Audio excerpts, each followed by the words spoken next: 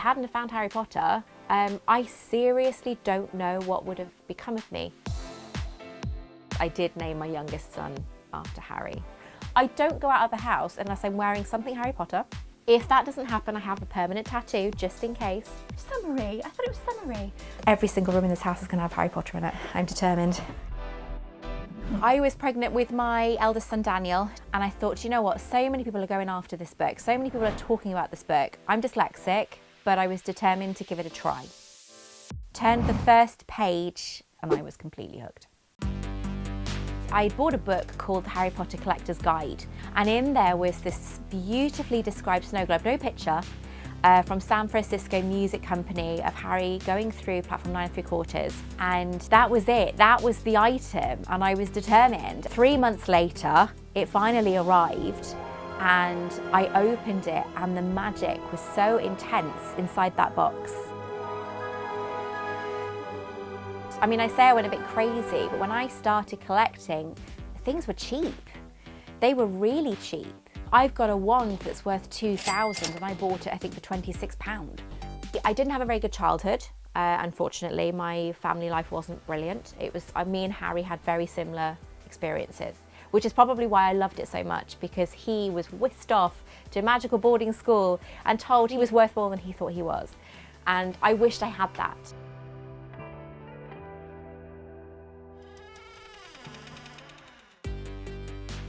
I heard about the record, it was a gentleman in Mexico, and I thought, do you know what, I think I could possibly beat him. And I decided to obviously go for this record, and it takes a while for it to be registered and so on. I actually refreshed the page, because I kept checking every day, And it was actually my birthday, the 14th of March, and I refreshed the page and it said current record holder. I did it! And I screamed. This was obviously when I was featured in it, in the main part. Tiny picture in here compared to the one that was released this year. So this was obviously 2 years ago, almost 3 years ago now. It's crazy. It's an amazing feeling. It was an amazing feeling knowing that I'd achieved it. Oh, isn't it amazing? My favourite item, actually my favourite item, is an unofficial item. It's actually next door in my front room. It is a Dumbledore's office cabinet miniature. It's worth around, they think, between 20 and 30,000 today. This will always be the one that stays in my family. This is the one that I said to the kids, I don't care what you do with the rest of my collection, but this has to stay in the family. So this was being made just after my mum passed, and he had the most beautiful little memory vial, or little vial, done with my mum's ashes in, and then that got put into a little dome, glass dome, and that was put on a table next to a candle with a Bible. And so I know my mum would love this.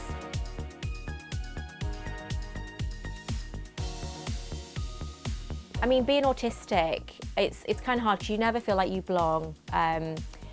I didn't have a very good childhood, unfortunately. My family life wasn't brilliant.